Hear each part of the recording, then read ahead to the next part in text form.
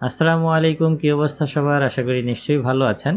তো আজকে আমরা গোল্ড পেয়ারটা অ্যানালাইসিস করার চেষ্টা করব। আমি লাস্ট আপনাদের সাথে যেই গোল্ডের অ্যানালাইসিসটা শেয়ার করেছিলাম, এটা হচ্ছে সেই অ্যানালাইসিস। আপনারা এই প্রাইস লেভেলগুলোর সাথে মিলিয়ে দেখতে পারেন। তো ধারণা করা হচ্ছে যে বিভিন্ন ইস্যুর কারণে, ফান্ডামেন্টালি অনেকগুলো ইস্যু রয়েছে, তো এই সমস্ত ইস্যুর কারণে ধারণা করা হচ্ছে যে আপাতত ইউএস ডলার একটু উইক পজিশনে চলে গেছে। এইটা কতক্ষণ কন্টিনিউ করবে এইটা এই মুহূর্তেই বলা যাচ্ছে না, কিংবা আমিও ওইভাবে সঠিকভাবে বলতে পারতেছি না।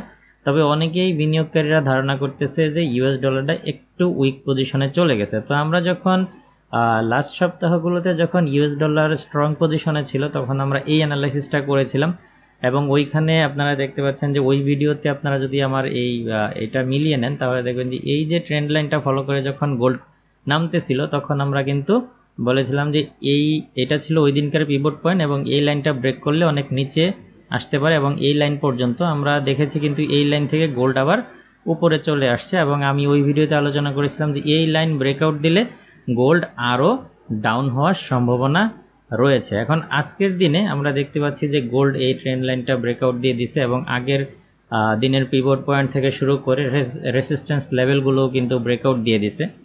তো যাই হোক, আজকে আমরা বোঝার চেষ্টা করব যে আজকে আমাদের ট্রেডিং প্ল্যানটা কেমন হওয়া উচিত গোল্ডে।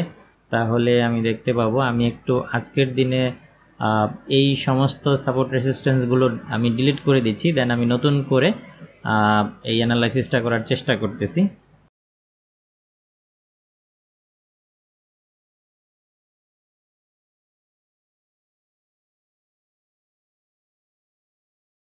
অলরাইট, তো ইতিমধ্যেই দেখতে পাচ্ছেন যে আমি সাপোর্ট রেসিস্ট্যান্সগুলো ড্র করে নিয়েছি। এখন আজকের দিনে আমরা যদি গোল্ডে ট্রেড করতে যাই, তাহলে ইতিমধ্যেই কিন্তু গোল্ড কিছুটা রিট্রেসমেন্ট করেছে, অর্থাৎ লাস্ট যখন আমাদের এই লেভেলটা টাচ করে গোল্ড একটু প্রাইস কারেকশন করেছে।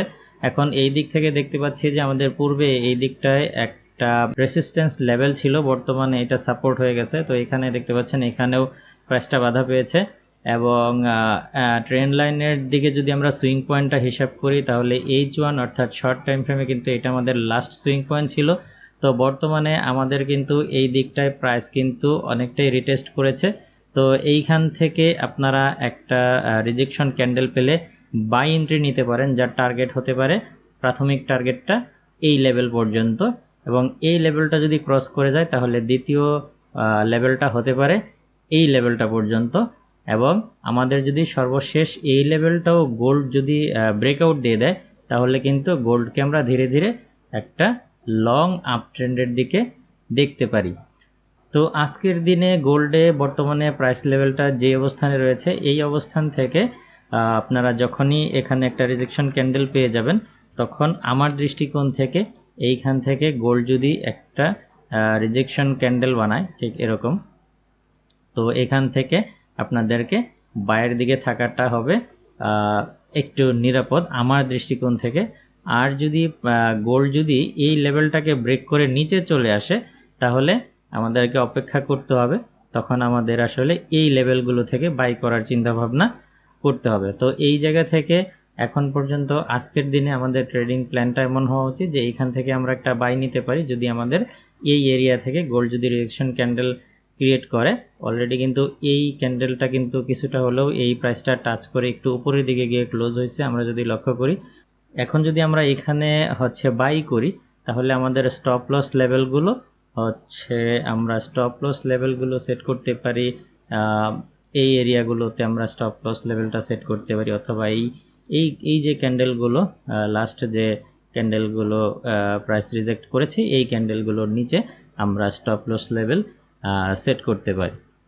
তো আশা করি মোটামুটি আপনারা বুঝতে পেরেছেন। তো এই বিষয়ে যদি আপনাদের কোনো প্রশ্ন থাকে, সেটা অবশ্যই কমেন্ট বক্সে লিখতে পারেন, আমি সাধ্যমতো উত্তর দেওয়ার চেষ্টা করব। তো আজকের মতো এই পর্যন্তই, দেখা হবে পরবর্তী কোনো ভিডিওতে অন্য কোনো টপিক নিয়ে। সেই পর্যন্ত ভালো থাকুন, সুস্থ থাকুন, আল্লাহ হাফেজ।